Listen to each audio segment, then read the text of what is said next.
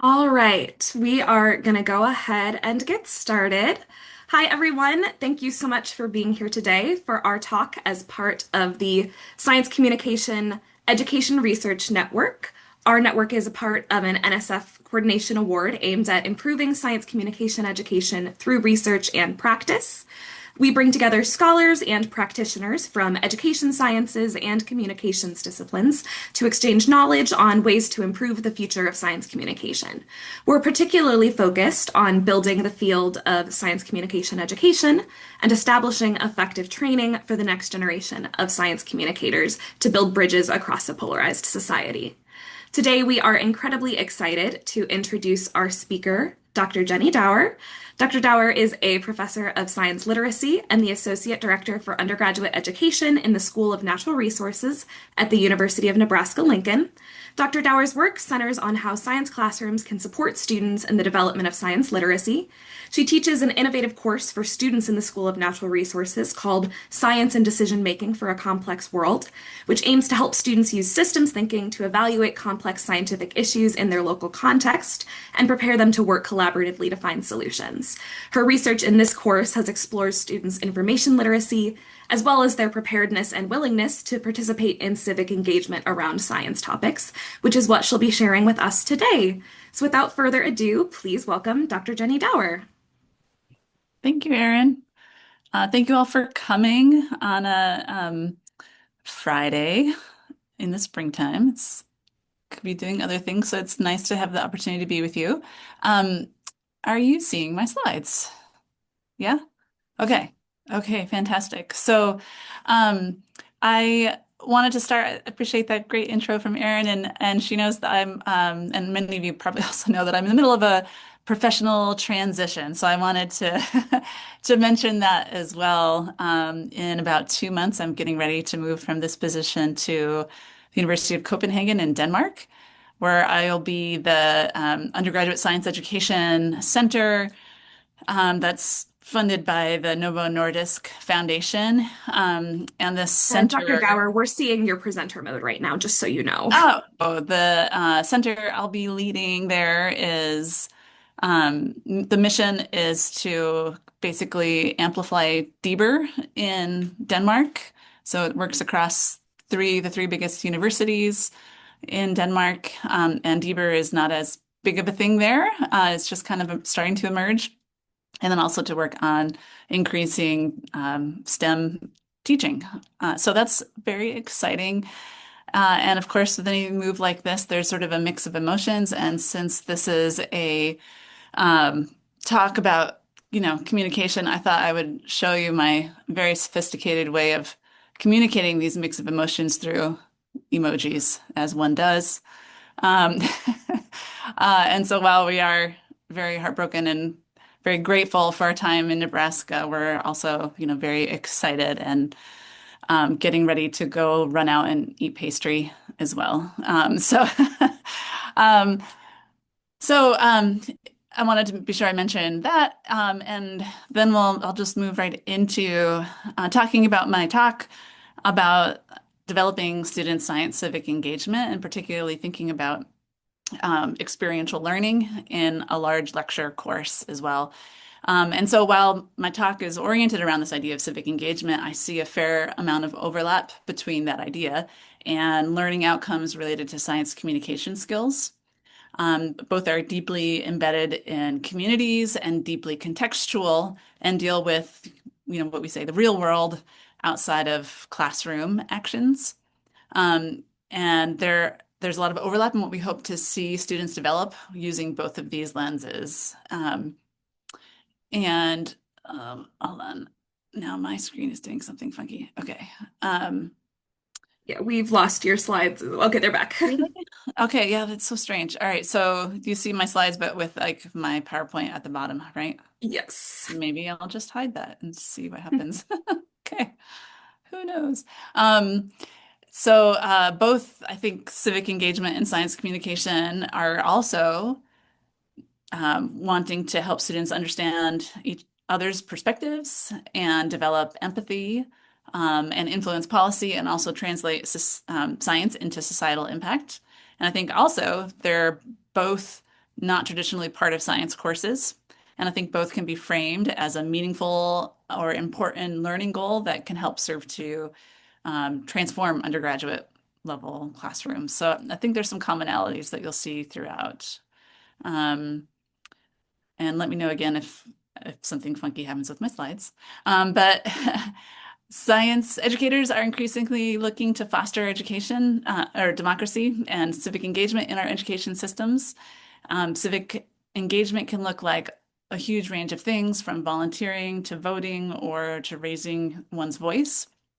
In general, I feel, and I think a lot of people share this idea, that our society is better when there are more people who care about communities and how our social and economic systems actually function, and who know how to work toward a change and have the ability to empathize and take the perspective of others. Um, in unsettling times like these, I think many educators like me wonder if, as an education system on a whole, we've missed opportunities to make this more of a focal point in our teaching. And I think it's interesting that way back in 1897, John Dewey said that education is not preparation for life, education is life itself. And he emphasized the idea of learning by doing, and practical learning embedded in real world contexts, and the importance of social interactions and developing communities and language around learning. And all the way into 2026, we're still trying to figure out what would that actually look like in terms of our science classrooms. Um, so um, Another way we also talk about the purpose of science education is looking at different visions for science literacy.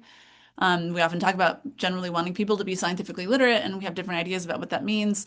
But one lens is that vision one is we want students to understand science basically and develop the skills and the knowledge of a scientist.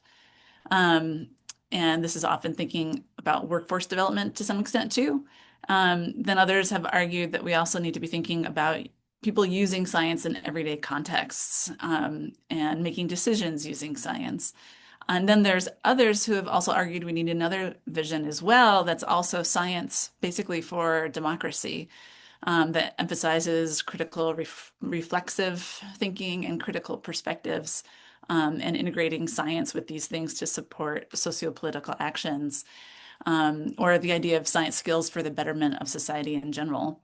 And importantly, I think that these three visions are valid not just for K-12, but for at the undergraduate level too, and thinking about what is the purpose of the undergraduate level and college training for individuals in our society. So um, I think sometimes it's easy to think about vision two and three, and sometimes it's a little bit more difficult. So I think it's traditionally we think very clearly about vision one, two, and three are harder. Um, and I think that some project-based courses and cures citizen science often connect with Vision 2 and Vision 3. And perhaps science communication courses also do too to some extent, although I think they also overlap with Vision 1. But I wonder, in general, how do you all think about it, and how do you think about your courses connecting with Vision 2 and Vision 3? So I wanted to just pause for a second and have you all populate the chat. See if we can figure out how to do that without messing up slides again. So thinking about your courses, how do they connect with especially Vision 2 and Vision 3 science literacy? Um,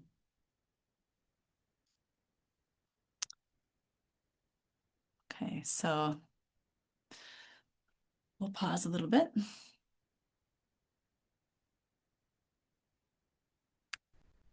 So Emily says Vision 3 is most impactful, but has required the most out of me. Yeah, it's very challenging to think about how to integrate that. Erin, I teach ecology. I talk a lot about how humans interact with the ecosystem. And we also talk a lot about the One Health model. That's great, the interactions of people and society with science. Crystal, hi, Crystal. teach non-majors biology, so I try to focus less on vocabulary and more on real-world uses of biology and concepts. Nice. Hey, Heather. My class includes a service learning project that starts to get at Vision 3. Ooh, I'd be curious to hear about that sometime, Heather. Though not perfect implementation. And Samaya Skill 101, the course I'll be talking about today that Samaya has some experience with, integrates a lot of reflection around equity, ethics, and values, which is a lot of the work that Samaya did, which is fantastic. Um, awesome. Yeah, so I think it's challenging, especially to think about traditional biology courses, which I know a lot of people are coming from that angle as well. Um, Don says I co-teach a science and society class on antibiotic resistance. Students work on semester-long projects that address Vision 2 and 3. Um, and how can we educate the public? Okay, awesome. So I'm guessing if you're part of CERN, these sort of interests might overlap to some extent with the things that you're trying to do. I'm not surprised to see that you're all thinking innovatively about some of the things that we're hoping the students get out of science classes. Um, so let's see. Um, I wanted to talk about the course that's the context of much of my research in the last several years here. And it has a lot of overlap with Vision 2 and Vision 3. So the course context that I'm going to talk about is a course required for all of the students in the college that I'm here in, the agricultural sciences and natural resources. There's about 32 different majors that spans both STEM and non-STEM majors, and we get about 550 students per academic year in this course.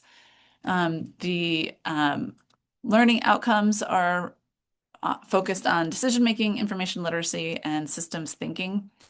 And we work on those skills through the lens of socioscientific issues. So each semester, there are two issues that we do with the entire class.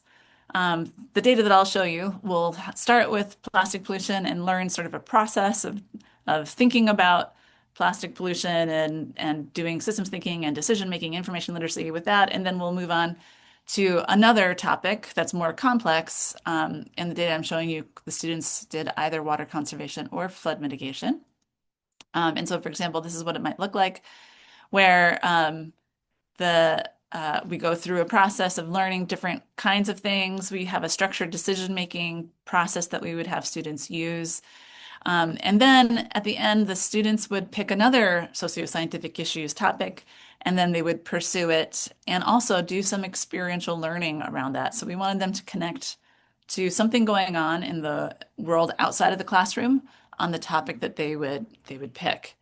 And so the experiential learning that we were asking the students to do, the goal was to have them apply these big ideas that they were learning throughout the course, to do some perspective taking, to use information to understand and evidence from science to understand the whole socioscientific system, and to even possibly take some action and community change through their experiential learning. And also just to kind of enrich and deepen their understanding of the issue that they presented for their poster. So 600, almost 600 students every year doing some kind of experiential learning was kind of interesting logistical thing to pull off.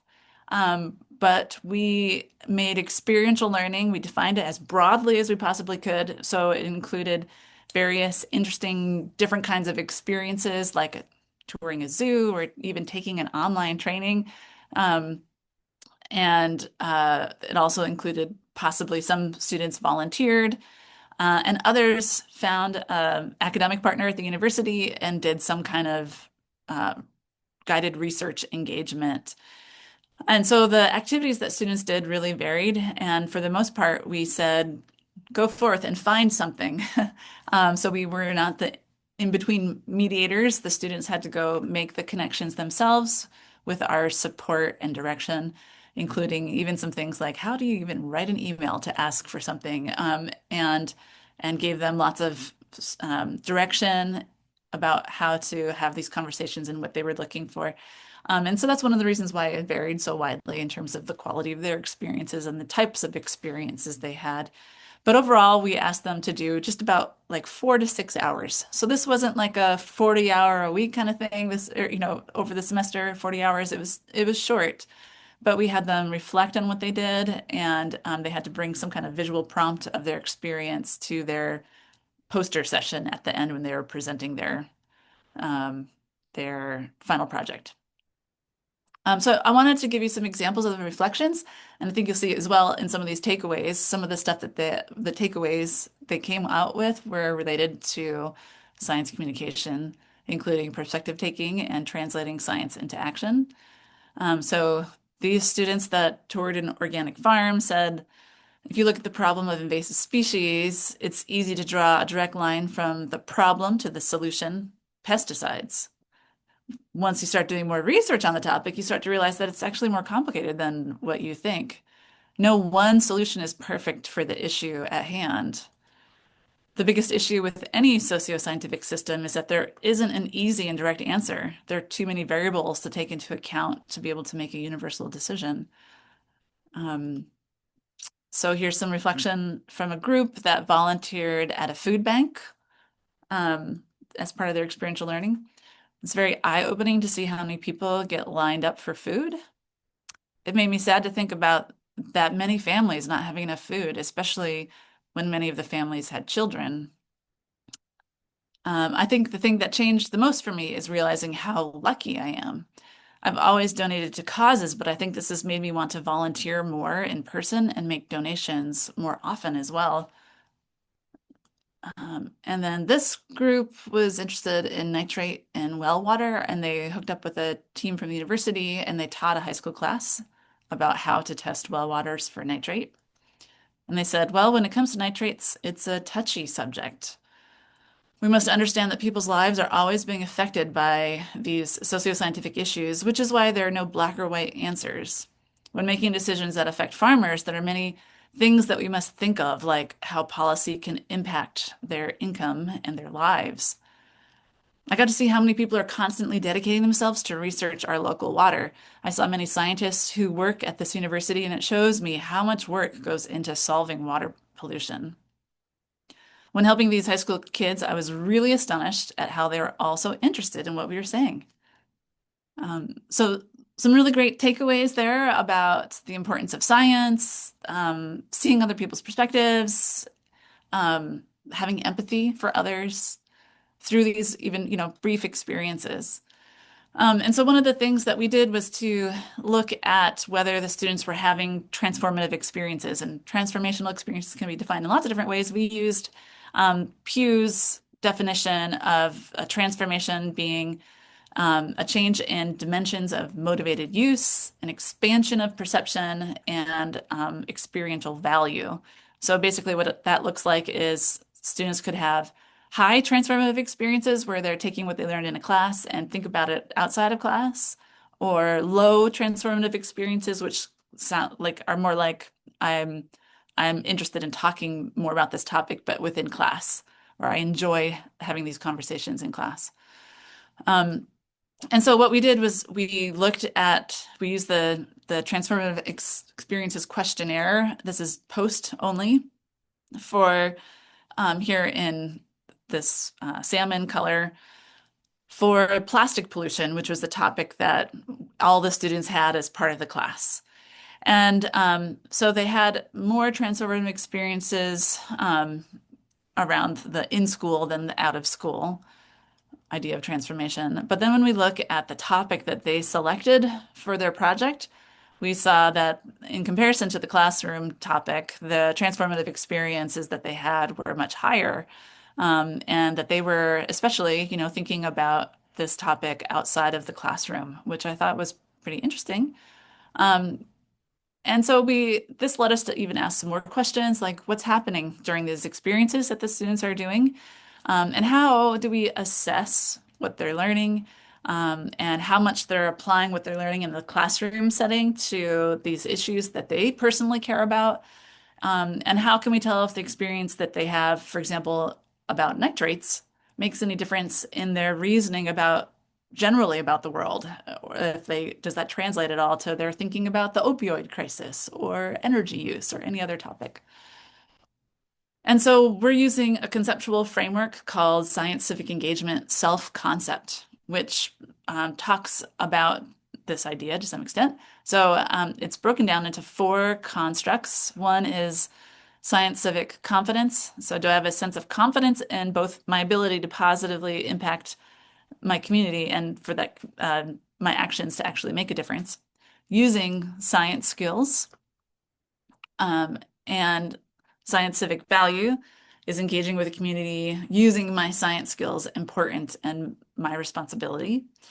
Science civic action, do I act and do I intend to act toward helping a community by using my science skills? And science civic knowledge, how do I know how to use my science skills to improve a community?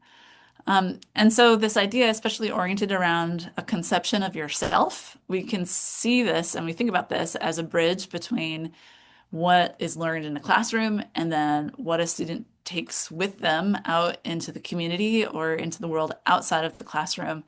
And I also find this is a useful framework that kind of expresses a bit what we're hoping to do in terms of Vision 2 and Vision 3, science literacy, and having classroom learning help support students' use of science in the world that they and for the actions and issues that they most care about.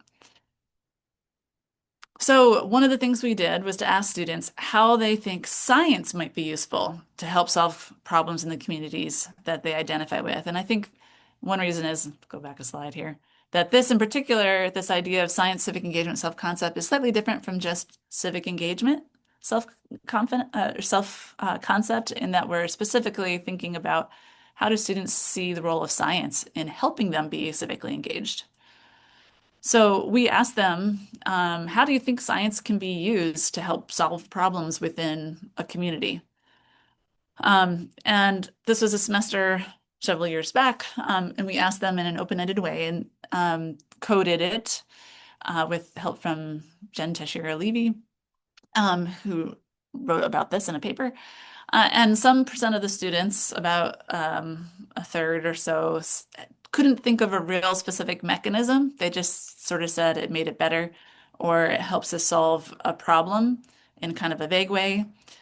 And then the rest of the students were able to come up with specific ways that science might help solve a problem in a community. And that ranged from empowerment, like overcoming injustice, to educating other people, to like have an objective or critical thinking lens for solving problems.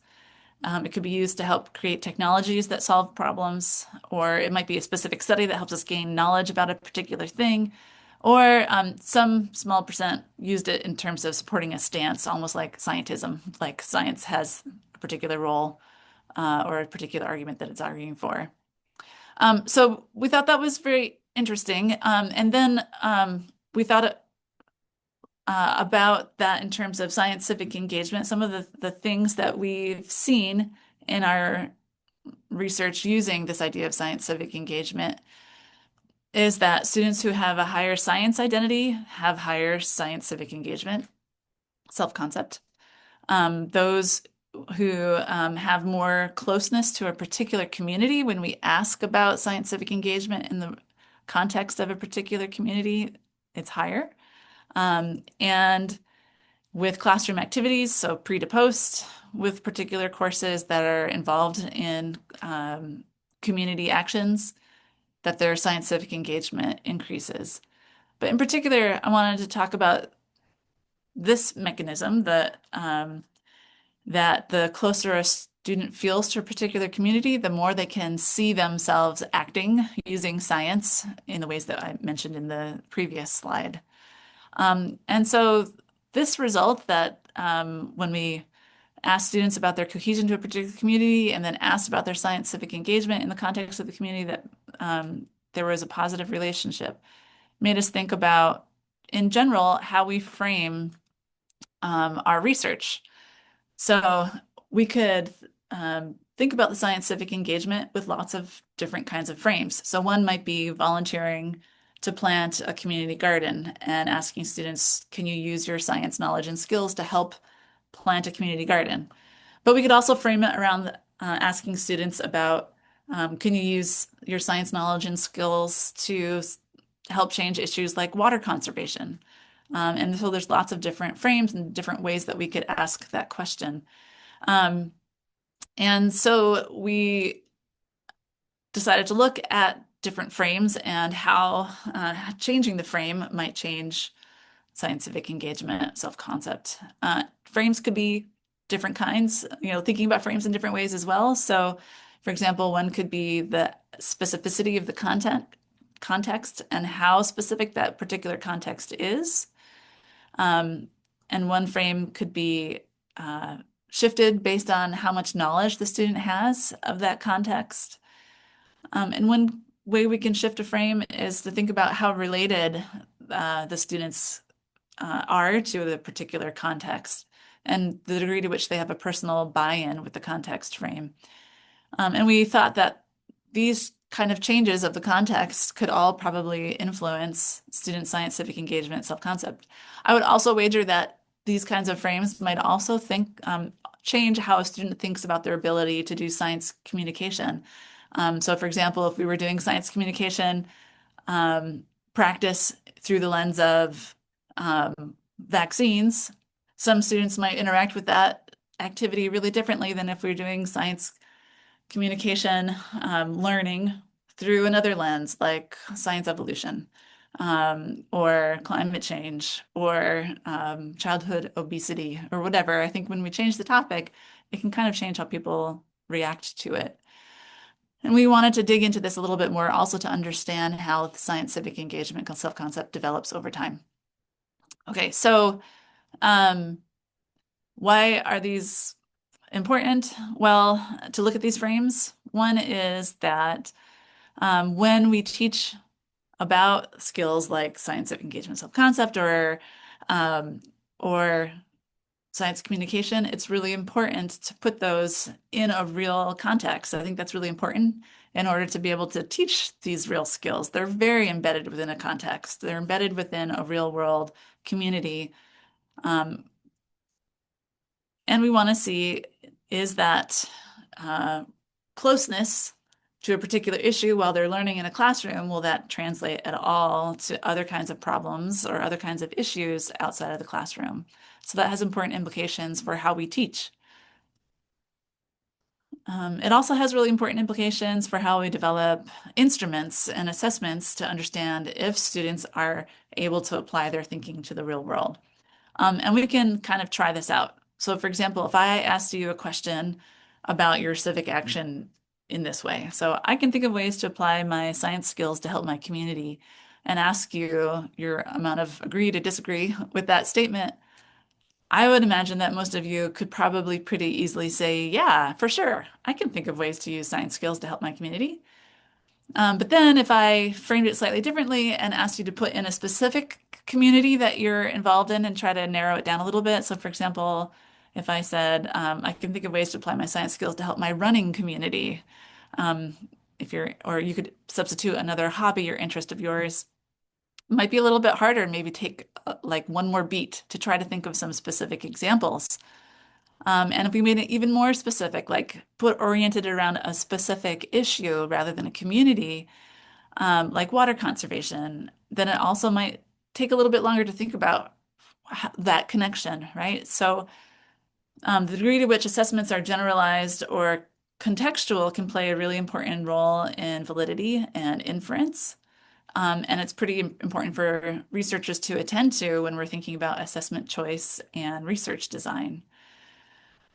So for the data I'm going to show you today, we used the Predictors of Scientific Engagement instrument, which is a Likert scale survey. This is one of the examples of the items in that survey, and it's flexibly contextualizable.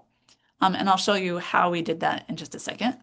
And so the research questions that I have that we asked with this instrument is asking about these three different types of shifting the frame. So one is, does a community-based framing that's really general, how does that compare to a topic-based framing that's much more specific for students' scientific engagement self-concept?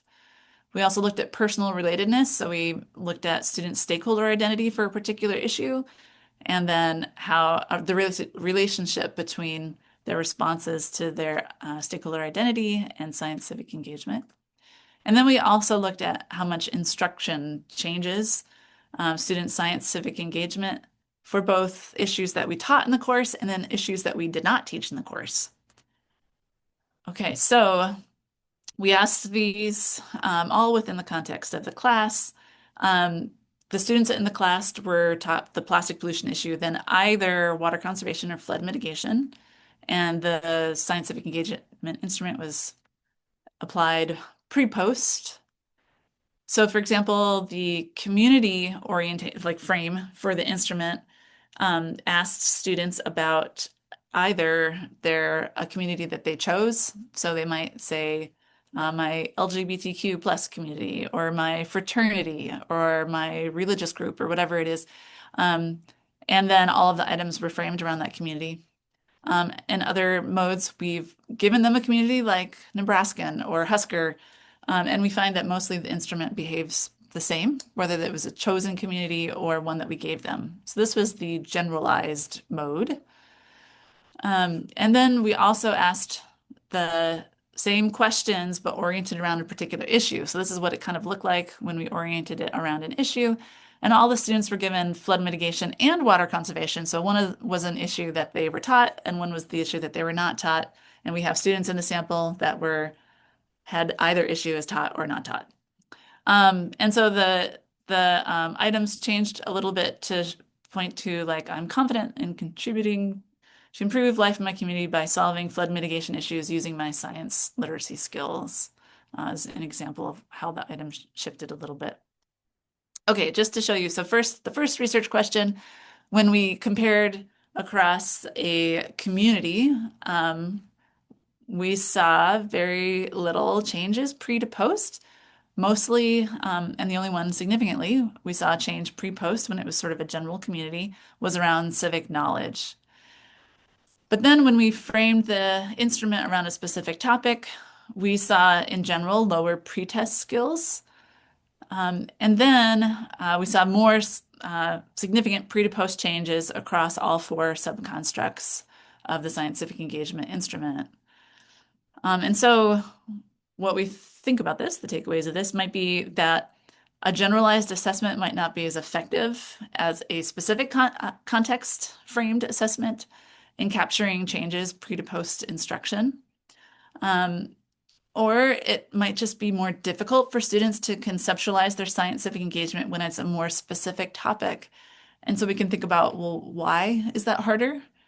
And it might be that there's a lack of knowledge or even a lack of interest in the topic before class, and that changes as they learn about it.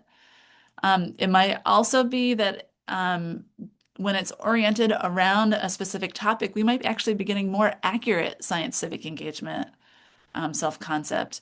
It might be if it's too open and too generalized that it's really easy for people to engage in social desirability bias, which is the tendency for people to over-report positive social behaviors. And so it's just too easy to agree, and may not necessarily be accurate once an individual is embedded within a particular topic or context. And a third might just be that these are two different constructs that we're measuring, one that's sort of general and diffuse, and one that's more specific within and specific only to a particular context. So more needs to be done to unpack all of these things, of course. But moving on to our second question and how students' personal relatedness to a specific topic changed their scientific engagement self-concept. We asked students about their stakeholder identity, which was specific to both flood mitigation and water conservation, and asked questions about their ability to influence the issue, the responsibility, their proximity, their dependency, and how much they feel like they should be represented in the issue. Their stakeholder identity was high for both issues, slightly higher for water conservation, and water conservation was mostly related to agricultural water conservation. And so here in Nebraska, there were a lot of students who felt like close stakeholders in that topic. And so here's a table of correlation coefficients between the two topics. and the science civic engagement instrument when it was oriented around that topic. So what we saw here is that when the instrument is oriented around flood mitigation for science civic engagement, self-concept, there's a correlation with their stakeholder identity, um, but not so much for water conservation. So basically, students who were felt like they were stakeholders and had a personal stake in flood mitigation started with elevated science civic engagement, but not as much for water conservation. Then when we look post, we do see that relationship pop in for students who had vested interest in water conservation, and it deepened for students who felt close to flood mitigation.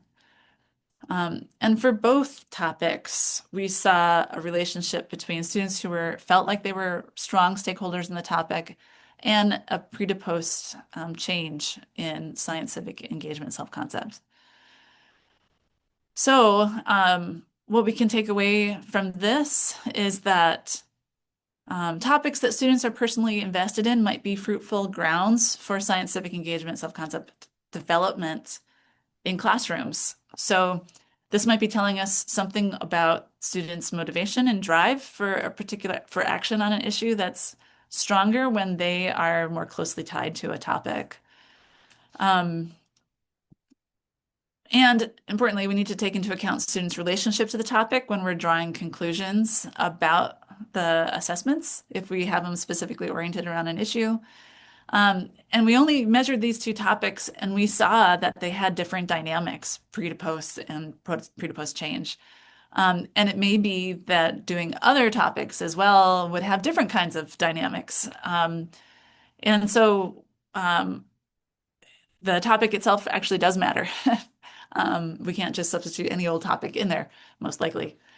In other work, we've seen how students are sensitive to issues contexts in ways that impact their learning. And interestingly, similarly, when we have the science civic engagement assessment oriented around a generalized community, we would also measure the students' sense of community cohesion to that community. And there we also found a positive relationship. So in general, we would recommend that instruments like this that are framed either around a general context, general community, or around a specific topic would have a covariate that asks students to talk about how closely they feel to that community or context to help interpret the data. Okay, last research question. So again, here we have the course taught or non-course taught topic for the students. And we looked at their pre to post change. And what we found is, not surprisingly at all, when a topic was taught, the students' science civic engagement increased pre to post. But interestingly, even when a topic was not taught, that we also saw increases in science civic engagement post instruction. So even when they weren't learning about a particular topic, we saw gains. So that is really interesting. The only two that were actually different in the level that they increased were science civic knowledge and science civic value. In comparison, scientific action and scientific competence, there was less of an increase for the non-taught topic. And so what do we take away from here? It could be that the development of scientific engagement may become more generalized, even if classroom activities are topic specific. So it might be that students are learning about it, scientific engagement and the water conservation issue, and then they were able to transfer that thinking to flood mitigation also, maybe. Um, so it also implies that instruments that are framed around specific topics might work well to capture gains for students, even if it's not a topic that was studied in a course. Although, given the data that I just showed you, there are some caveats to that. And in some of our own prior work, we've found how students are sensitive to particular contexts. So if you decide to orient an instrument around a specific SSI, you're kind of playing with fire, so to speak, because students may respond to it in really different and personal ways. Some of the prior work that we did in the same class, we looked at students' confidence in their ability to impact an issue, and we looked across four different issues that they had been taught in the class. Prairie dogs, water conservation, biofuels, and food insecurity. And we found differences in their sense of confidence to impact the issue. And these differences we thought were likely due to, based on the qualitative data that we collected, the students' sense of the issue's importance. For example, a lot of students didn't think that the prairie dog issue was that important. Which really interestingly affected their sense of confidence in their ability to change it. Um, and also, students felt less confident if the issue was really big scale and global, like energy, compared to food insecurity. They had specific experiences around food insecurity in their community, and they felt like they could easily think of some concrete actions they could take to support that topic. So, a transfer likely doesn't occur across all topic contexts, but especially for civic action and civic competence. Um, so, in short, frames of reference did matter to our scientific engagement assessment, and also I think gives us some mechanisms, some insight into the mechanisms for how scientific engagement self-concept might develop in students from a really specific embedded way from a particular context in class to something that's more general and generalizable and perhaps able to apply to a broad range of real world experiences. But that might be more difficult. Um, so one thing we found based on our data is that science civic engagement is more difficult when it's oriented around a specific concept or a specific issue. Students' personal relatedness changes, especially the starting point of the scientific engagement self-concept, but not necessarily as much pre to post. And it might be that the development of scientific engagement might be generalizable to some other topics, but with caution, because it's likely different depending on the particular issue that you're looking at. Overall, we found that civic knowledge was the least sensitive to the context frame, um, but civic action and civic value in particular were sensitive to civic action and civic confidence were the most sensitive. Um, and this might be partly because our classrooms are often focused on skills and knowledge. So it might be that skills and knowledge is the thing that translates the most easily across multiple contexts into real world action. Um, but more needs to be done to really understand this process. So in general, there's to talk about the takeaways. Um, some of the takeaways are about the implications for developing assessments. Most of the assessments that we have around these kinds of skills are set in generalized contexts. And that's really important for survey validity. Um, and but the problem is, given that Vision 2 and Vision 3 science literacy is based in issues and real world problem solving, and having context-rich assessments might be important to being able to assess whether students have developed these particular skills or not. Although there are some serious trade-offs with trying to orient an instrument around a more specific context, because as we've seen, students' familiarity with the topic may influence how they respond to a particular instrument. Overall, we need to be really thoughtful and sensitive in how we orient these instruments. Um, and in general, for our implications to teaching, um, I think right now we have some pretty challenging and uncertain times, and I think it's kind of easy to feel a bit discouraged about the state of things. But I think there's also some really great things that we can do that are within our sphere of control. In our courses, we can do more to relate what we're teaching to real world contexts, whether that's just talking about it within a lecture or asking students to do experiential learning or other projects or even within the settings like a cure. or adding science communication skills to our courses. I think there's a big spectrum of things that we can do to help students develop greater preparation to live and work in our kind of crazy and changing and complicated world. And we want our students to understand and value the positive role that they can play in society and in their communities. Um, and we might think of young people as still learning and growing, although I think what sits with them right now, there's a great energy to be a positive force in the world right as they are now, starting their college career in the middle or ending their college career as young people before they get out into the workforce. And I think we can really motivate students when we see that potential and purpose and provide a purpose for them to do something and do something real within their courses, within the courses that we provide in both big and small ways. And we can do that in ways that honor their individual identities and perspectives and also helps them more fully understand the ways that the world works, and the perspectives that they have within the world. Um, and I think the more that we add on to the variety and breadth of these real world kinds of experiences and authentic learning, I think the more they'll be synergistic with each other and allow students these multiple opportunities to connect across these concepts and different skills and build on them.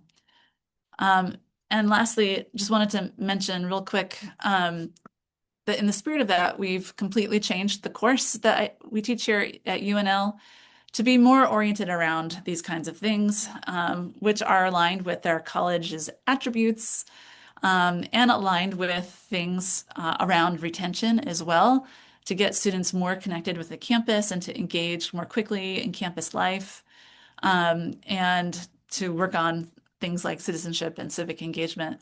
So I briefly wanted to describe what we're doing now in the course. There are three main components to it. One is we call audience angle. Students pick a topic that they investigate the entire semester. So they have a team of 4 or 5 students. They pick whatever topic they're interested in. We help support them figuring that out.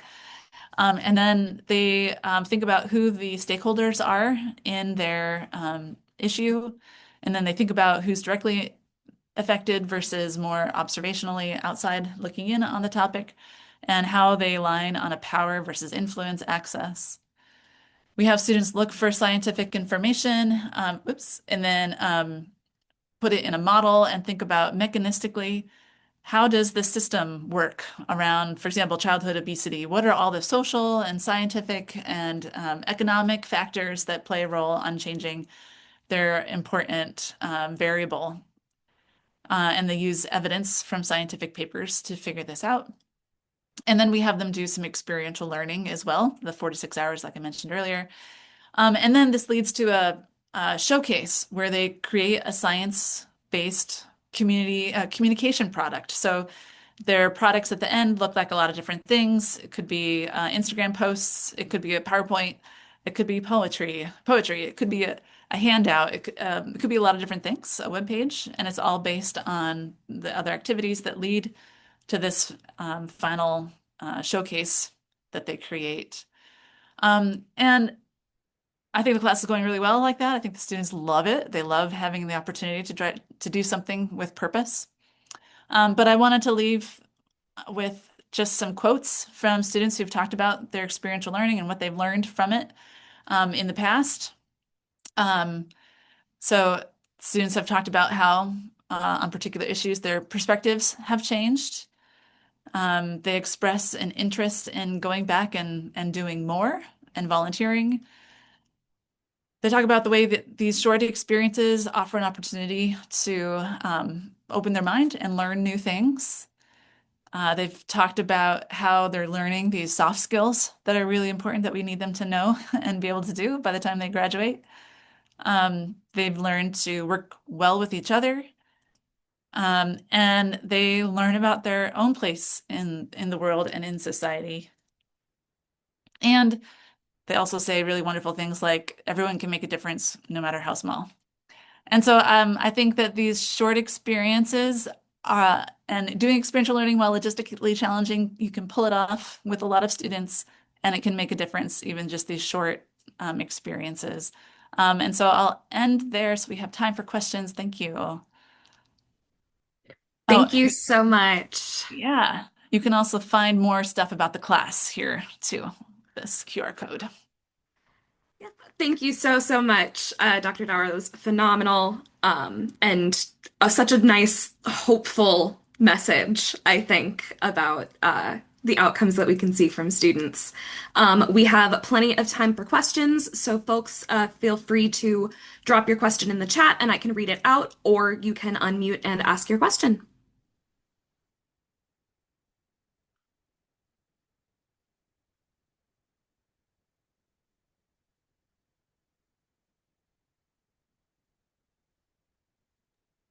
And now I've just thrown question time at you, so I'm happy to. Oh, Jazz, I Oh, see I can you just start. unmuted. Go.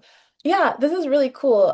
But I'm also curious about, it seems like you have a lot of different like end products. Like, how do you evaluate, like how do you grade that in the end? I'm sorry if you said it and I missed it. Like what rubric do you use? Yeah, each of those assignments, are you talking about the new class? Yeah. Things I just, yeah. Um, so each of those three components have a individual assignment and a group assignment. Okay. And then they each have a rubric for the most part. Except the experiential learning is a little bit different. I guess it's really the audience angle and the evidence engine have an individual and a team project. And then they have rubrics associated with them. Another thing that we implemented this year was that the students also do multiple iterations of those assignments. Mm. So they'll do it once and then they have to do it again after they get some feedback. Um, and then the communication, the science communication piece also has a rubric associated with it, and they have to give what we call like an elevator pitch to their own teams or, within their smaller groups to other teams. And that's an opportunity for evaluation as well. So it's iterative, it's based on rubrics. It's also based on getting lots of help. So we have for each lecture of 120 students, we have four learning assistants who help with the grading. We've also, I mean, it's an unusual situation in that we don't have science content that we're required to cover. So the whole class is really just these handful of assignments that the students iterate on. And a chunk of the semester, at least like a third of the semester, we end up just sitting with each team and have appointments with each team. We offer opportunities for them to work on the work that they're doing together in class during class time because it's also really hard for students to find time to work with each other outside of class time. And then the instructor team rotates and gives people feedback verbally. And I think that is also really impactful. So we try to hold them to a really high standard by both the iterative responses and also sitting down and talking with them about what we want them to improve on. And I think that's also really meaningful to the students too. I know this is not something that you can pull off in every classroom, but we're trying to use the time that we have for this course to make it as impactful as we can for the students. Cool. Thank you. Mhm. We have a couple of questions in the chat. So Emily wants to know, in the current environment, have you found more support or pivoted in any ways for this type of work? Well, I think once I leave the university, we'll kind of see what happens. Um, and there's a lot of story and background too to like the support and the resources that have gone along for this course over time. This course started in 1993. It looked really, really different back then, but the college has had buy-in for a shared course across all of these units and programs for a long time. Though I think as time has gone on, there's been more critical look at whether the course is doing what everyone likes and whether those resources are worth it. It also generates a lot of student credit hours, but the departments kind of want to suck those student credit hours back into their own programs. So yeah, it's not easy to see. But I think interestingly, there are other colleges, even here at UNL, that are starting courses like this, like almost exactly like this, that hadn't existed before for the purpose of student retention. And that's one of the reasons also we started around student retention because it's an opportunity, especially at UNL in this college. Students are coming often from rural areas. They're often first-gen students. And to have them sit down and talk to a faculty member could be really meaningful for them to realize, oh, these people are approachable. And hey, I have a topic I care about and other people care about it too. And here's a way I can do the next step. We've had people develop independent research projects and all kinds of stuff based on what they started in the class. So I'm hoping that the college will continue to teach it like this after I go, but that will remain to be seen. Um, I don't know how you would go about trying to get buy-in now for a course like this, unless it's I think the student retention and engagement angle might be one that people care about a lot these days. That I think kind of gets at another question that we have is the departmental logistics in creating this kind of course and drumming up support for these skills that are normally outside of the standard curriculum. Yeah. I mean, it helps that like our college attributes, let's see if I can manage to go back, are really aligned with this. So someone did us a favor by creating these attributes that are about diverse perspectives, problem solving, and impacting the world. So um, I think if the college didn't truly did an audit, and like, okay, how many courses are actually focused on that? I think it would be pretty narrow, right? Um, I think that kind of helps to get buy-in. We have an advisory board for the course that we started a couple years ago as well, so people feel like they have an opportunity to comment, and we include students on it. And we've to get to where we are now with the course and the change that we just made involved a lot of conversations among students and faculty and department heads and trying to get people interested. Um, we also have the students on the topic that they pick. They're supposed to try to find a faculty member at the university who it doesn't necessarily need to be their experiential learning person, but is someone who can direct them, help them find resources or introduce them to people. And there's been a lot of chatter about whether faculty are actually going to be interested in doing that or not. But I've found that they kind of are. Faculty also really appreciate getting to meet for this course. It's freshmen. And that's a nice opportunity to recruit people or get them excited about what the faculty are doing too. So I'm hoping over time people can build it in even to maybe the broader impacts of kinds of areas of their grant. Great. Thank you so much. We are at time, so I want to be respectful of letting everybody get out the door on this Friday afternoon. But I did also want to mention we have one more talk series coming up in our event on May 1st. We'll hear from Anthony Dudo, who is a communications scholar at the University of Texas, Austin. Thank you all again so much for being here today, and thank you again to Dr. Jenny Dauer. Thank you. Thank you for the opportunity. Have a great rest of your day, everybody. See you all next time.